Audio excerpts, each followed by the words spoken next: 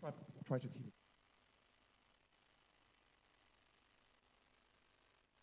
I don't know, show or whatever. And here we are again. So this is 12:30. Still at Hall 2 at the Intel booth. B60 is the Intel booth over here in the TechLounge studio. And I'm super proud to have a very, very interesting man over here. He's the CEO of Saygus. And if you don't know Saygus, you probably missed our coverage from CES and also from the Mobile World Congress, because you've been really hitting the media world with your new phone. So Chet, great to have you here. And great to see the Saygus V2 finally. For me, it's a first. Oh, okay. Yes, well, yes. Hey, it's exciting to be here. Thank you very much for the invitation today. Tell us a little bit about Saygus in general, and of course about the V2. Well, Saygus, we've been in business for more than 10 years developing software technologies for mobile devices. And a lot of people don't know that about us. They say, who's this new company? Where did they come from? Who are they? But we've been around for a long time. And of course, in our business in technology, 10 years is a pretty good clip. But it's been longer than that. So, but we kind of got into two-way video. We did two-way video calling. We did the first low bandwidth two-way video with low power usage. Yeah. And today, really, the big push for two-way video that you can see on Skype, and other places came from our awards that we won from our two-way video in 2010. Yeah. So there's nobody out there doing it. So that's kind of where we come from. And building our own device was always been the big dream. And so here we've got it today. So this is the V squared. You can call it V2 as well, but V squared. And we call it V squared because the V video stands for visual or video many times itself. And the way we represent that in this device is we just have a ton of features. So this is loaded with 15, 16 features that no one's really ever seen before in a smartphone. And so we're excited to be able to show it to everybody. And we have been, CES was huge for us. Mobile World Congress was great. We had some great media coverage from both of those. And, of course, we wanted to come here to CeBIT. We actually got invited by the state of Utah over in the U.S. They said, hey, would you come with us to CeBIT? It's hard to turn them down. When the governor's office calls and says, we want you guys to come over, you kind of just do it, So we're excited to be here, especially in Germany, with so much technology around this country and really in Europe going on. So this is the phone. You got any big questions about it, Sasha? Or? Yeah, let's try to grab a camera here. And I can hold it. Maybe you can just show us a little bit about the features. So let me go through some of the great features in this phone. And, of course, we got some major features in it that people are very excited about. We announced with SanDisk last week at Mobile World Congress that they were going to start having 200 gig memory cards. So now we've got 2 micro SD card slots in this. I'll show it to you in a minute. But this thing has the capability with the 64 gig on board to give you nearly half a terabyte of memory storage. And people say to us, why are you doing that? And we say, because it's the advent of 4K video recording. Right. And absolutely. So you have to have a lot of memory. And there's nothing worse for most of us than taking pictures of our family or friends or an event, and suddenly you look at your phone and it says, out of memory. Yeah. And you go, what happened? And you're frustrated because you can't get in the back of your phone, which we always will make our phones accessible to the memory cards and to the battery as well. That's so right. I mean, a lot of people just don't realize that we're shipping right now 300 million devices a year that are capable of recording 4K video. And no one cares about the memory, and you need proper storage for this. Absolutely. And, of course, SanDisk stepped up in a big way. So you've got the dual micro SD card slots, but you've got the first screen. We've got and our screen is different than the bezel-less, which is something that Sharp. This is a very thin bezel on the side here. It is. So what we've done is we've eliminated this black border. We put these bumpers in to protect the screen. There's nothing worse than breaking your screen. Yeah. And it happens now. They seal them, so sometimes you're actually breaking the LCD. So in the past, we have a broken screen. The LCD is separate, so it doesn't break the LCD. You can still move it around on the screen and so forth. But if they're combined together, they're fused together, then it breaks one, it breaks the other. So protecting that screen is really valuable. So we've got all the coolest features, like wireless Qi charging, and we've also got NFC. I mean, it's loaded with all the bells and whistles from a high-end smartphone. But in addition to that, you've got this what we call edge-to-edge borderless. So there's no black border on the phone, which makes it smaller fingerprint, of the phone itself. You've got a sunlight viewable screen from QuickLogic Technology out of Silicon Valley. Yeah. They also provide a chip in here that gives us a 50% savings on battery. Oh, interesting. So we've already got 3,100 milliamp hour battery in this phone, but then you add the 50% savings chip, and you're getting about 4,600 milliamp hours. Whoa. Close to 30 hours of talk time on the phone, which is huge. And in this class, with this high-end features on the phone, it really puts it in a class all its own to have just that alone. So you get the memory, the battery. You've also got, which is really, for us, is really excited about this phone, the first Kevlar Front. So this whole front piece is made out of hardened Kevlar. And if you feel the weight of the phone, you can tell it's dramatically lighter than most of the high-end smartphones. And some people say, well, is that made out of cheap material? That's and the amazing. reality of it is, when a police officer is moving around, used to have the old thick Kevlar on him, and the bulletproof jackets, the vests that were so thick and heavy. Well, the lighter you make that, the more versatile you're able to move with the technology on you, and the easier it is. So it's light, and also what that does, we've learned, is you drop your phone, the impact of the phone is much less. Yeah. So the damage potential is less too. So that's a huge asset that we've got. Now we've got a 13 megapixel camera on front, Sasha, that people don't even know what that means. And let me tell you, with optical image stabilization in this particular phone, it makes it the #1 selfie phone in the world. Wait, it's a 13 megapixel camera and it has optical image stabilization in the front camera. In the front camera. So this is the perfect groovy phone. It's when you're taking a selfie with like 500 people or so. That's right, man. That's amazing because you know what?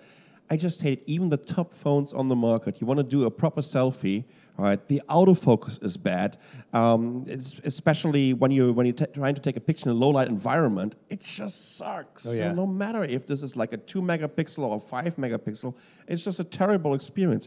So this is a 13 megapixel front camera with OIS. That's amazing.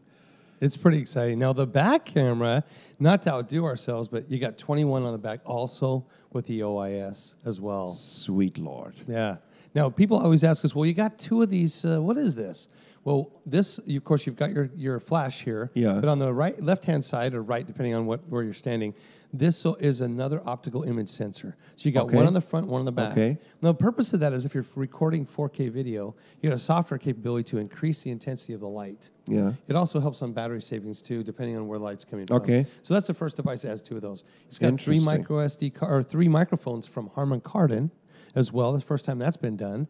And it's loaded with some technology on the device that includes a side swipe fingerprint scanner right there. It's the first time that's ever been done. Oh, so here. Yeah. So you can look at this. So this is the fingerprint sensor here on the side.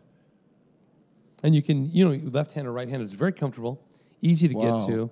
And we designed that in there because we didn't want to put one on the front. We tested an LG, the LG phone on the back. It didn't like we're always hitting the volume up and down. And just uncomfortable.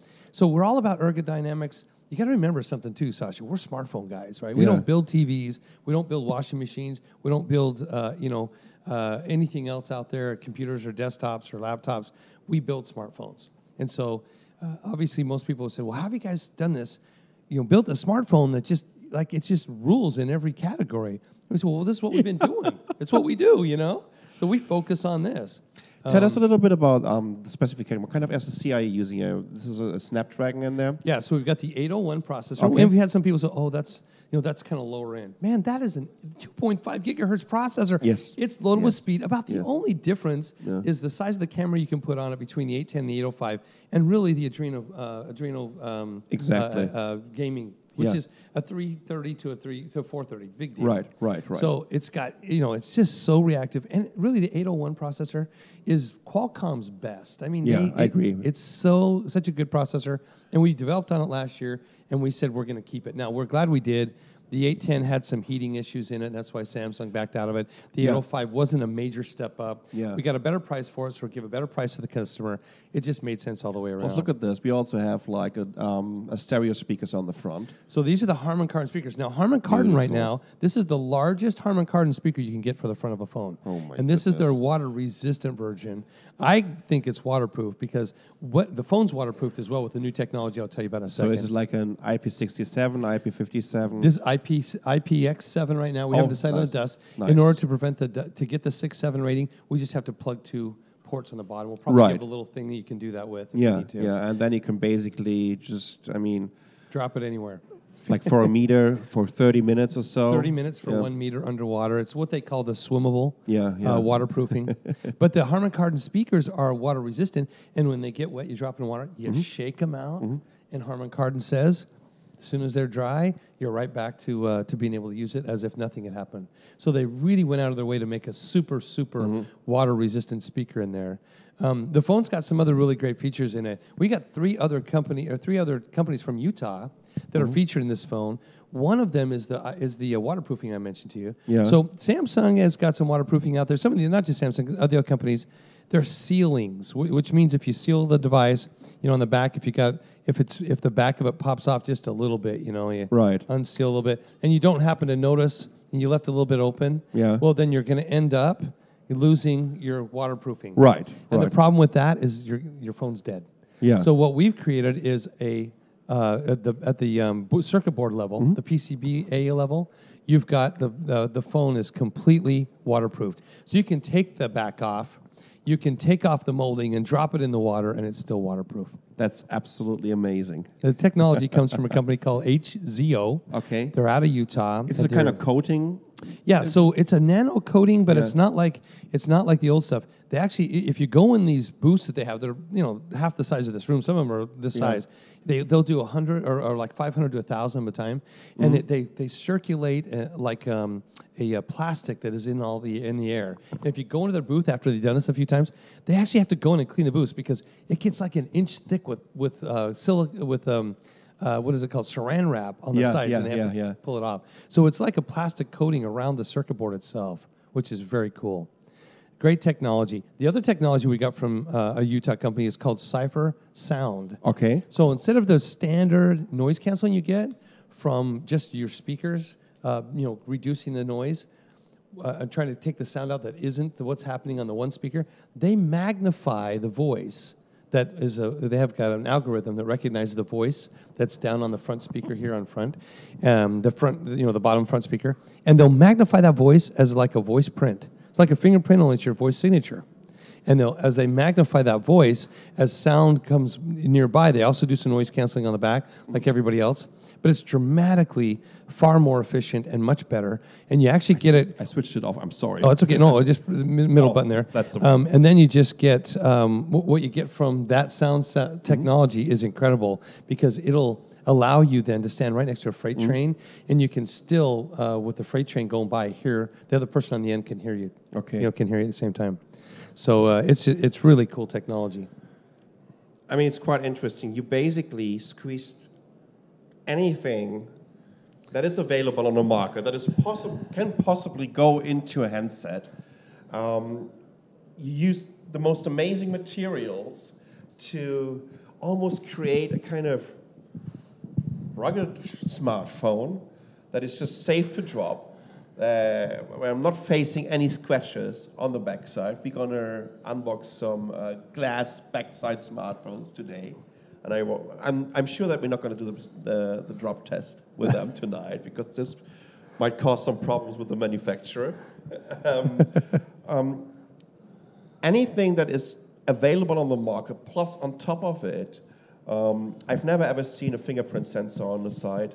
It just makes perfect sense. It's so smart. It's about the simple things sometimes, right? Absolutely. We love to overcomplicate, engineering and design, especially when it comes to usability. You have an OIS front camera, 13 megapixel, which is insane. Yeah. And you have a 21 on the back. The 21, what's this? Is a Sony sensor? Yeah, so it's got a Sony sensor in it. And, too, I should mention, so we've had a couple people said, it looks, if you look at it, they say it looks. I love the shape. Oh, it's thank you. It's absolutely beautiful. So this is carved. Oh, this is just. Would you like me to tell you where that came from? Okay, so I grew up watching the 68 Camaros, Oh my goodness. Chevy Camaros, and so you can see if you look on the side of it, it's got the spoiler. It's like the back. The back spoiler of a Chevy Camaro, and the front of a Pontiac Firebird. That is amazing. So it's really designed great, and people look at it and they go, "Wow, it says it's like 10 millimeters." Yeah, it is. Well, it just doesn't look that thick. Well, With all the features in it, it really is a thin phone. This is a 5-inch phone. That's right. It's a full HD display. Yep. Oh man. So let's talk. We'll get you one. You really have to. I mean, this is truly amazing. Let's talk about availability and let's talk about the pricing situation. So, when can our viewers just buy one? Can they already pre-order it somewhere? We have pre-registration orders, and now we've got orders going on. You can go to our website at saygus.com and you can order them. They're $600 retail. Mm-hmm. The actual shipping date right now, these people are getting in line because we're expecting a pretty good rush of orders. Yeah. We just decided yesterday, and some of the people who did our pre-registration orders were hammering on us, and I don't blame them because they're trying to figure out when you guys are going to ship, when is shipping going to be, but you know, building a smartphone is 250 components. Right. A lot of people don't realize it because companies like Samsung and Apple and HTC and Motorola, they've got billions and billions of dollars, thousands and thousands of employees hired, and we've got a staff of 150 or so with engineers, 200 people that are building this amazing phone, and so we had to work out some issues. We had some antenna issues. The 700 frequency wasn't giving us the kind of reception that we needed to make sure we covered T-Mobile and and some of those areas. So that gave us a little bit of delay. Chinese New Year gave us a little bit of delay. Oh, absolutely. But we finally figured it out. We've been hammering out trying to hit the dot our I's and cross our T's, and we finally figured out that May 22nd is our ship date. Oh, fantastic! Very close. Just to give you an idea, we're constantly complaining about, or actually bragging about the thinnest phone in the world. The moment that I picked it up, because I've been really holding it here while it was just leaning on my hand and it was standing on the table. The moment I really picked it up, I was just so surprised how light this is, how the material feels in your hand, and how much sense it makes to have a phone of this size. It feels just more ergonomical and just better. The material is very warm, which I actually like. And this is not because of the 801 that you're using in there. This is in general because of this material that is kind of adopting the temperature of the palm of your hand, which makes it very, very comfy to hold. This is a very, glad you noticed that too. It's a very natural feeling. We did, as we were building the phone, we tried to make it, we call it the American smartphone, the American muscle car of smartphones, because it's got loaded with power and juice and it's just got tons of cool features in it. But we wanted to make sure it wasn't that kind of feeling that when you put it in your hand, it felt like it was going to race right out of your, right out of your grip. And that's some of the problems with the thin phones. We've tested them. They fall. It's cool to have a thin phone. Yeah. But if you're really kind of on the go and you're a mom or a dad or a coach or a business guy who's using his phone a lot, it's easy to drop your phone. And so we wanted something that was very easy to hold on to and felt good in your hand as well. You can see the lines that kind of angle back a little bit. Yeah. Makes it hold in your hand better. These are all specific ergodynamically designed features of the design itself. And I'm not an engineer, so I can't do all this stuff. But one thing I did was really create the exterior design, and so that's kind of the contribution with the ideas to make it work. And then our engineers that are just some genius guys. We got a former Motorola guy. That's one of the top guys is our GM out there who's building for us our office in Shenzhen. And then I should mention to you, we're going to start the manufacturing in Utah. Yeah. So we're moving it over from China to Utah. Nice. And we've got facilities we're looking at over there. The governor's been really supportive. The state has been really supportive. And we just, that's time now because the manufacturing costs in China are going up. And, what we might lose in a few percentage points as far as the cost of the phone and profits really is made up with the ability to provide a great service and an opportunity for employment, in the United States for a lot of people. So we have some questions or even some statements here in our chat. But first of all, Oliver is just basically saying, please also release a 5.5 and a 6-inch version. We already have that. Right? We already have something that we're talking about right now. We don't know when that will be available. But certainly I think if you buy this one, then you can always sell it to one of your friends or give it to your wife or buddy or That's somebody. cross-sale at its best here. And then we have Jörg is asking, what about the OS updates? So will you ship with a lollipop version on this one? So right now, this is a big issue to us. We're not just trying to, in our company, I know it sounds crazy to say this, so if you'll bear with me for just a moment, it's not about the money. See, we looked for a smartphone that we want. If you go to our website, Saygus.com, you can see myself and Tim Reicher, our co-founder, talking about, we tried to find a phone that we want on the market many years ago. It wasn't there, so we built our own. And so this phone is about us. We want to walk around with a phone that we're proud to have in our pocket. And so concerning ourselves with what it takes to get those downloads and make sure that there's a seamless integration of Lollipop 5.0, 5.1 is a big deal to us. We've heard all the nightmare stories about, I just downloaded the first version of Lollipop, and we don't know why that happened, except for maybe people are rushing to it. So how about if we give you a super stable, you don't have to worry about a KitKat for launch, and then we'll spend the next couple months working on working on the Lollipop, and when we know in our hand it's stable and it works, then we'll go ahead and make it available on the website. You can download it there. That's what I really love. Your launcher is basically a vanilla experience, right? It's just very solid, it's very, very, very simple, and it looks clean. Thank you. And there's just so many smartphone manufacturers out there that are just trying, in terms of the design of it and the look and feel and whatnot, they're trying to fiddle around with weird widgets and whatnot. So this is just this looks like almost like a Nexus device, like a vanilla experience, the finest version of Android that you can get. Well, and two, I should mention, so it's multi-boot capable. It's the first one in the world that you can hot swap and you can boot different OSs, keep your Android on there, try out Sailfish, try out Ubuntu, or Firefox, whatever you want to do. That is amazing. Is that cool? Yeah, the first one that does that. We're big on developing. We're developers. Tim Reicher is a developer, community developer who's been working in. He helped to create the first. I don't know if you remember the Sharp Zaris. Okay, so Sharp in Japan, they made that. Well, Tim was the project manager for the operating system. And so they won that award at CES 2004. So we're really into what does the community want? What do they like? Because that's the next version that consumers are going to get. Look at all the mobile devices that we have here. We got just some of our collection. Oh, are you serious? The iPack? Are you kidding? We were working on developing operating system, or should say, the two-way video for these guys in the U.S. back in 2002. And that's another UMPC collection of all the very first mobile PCs.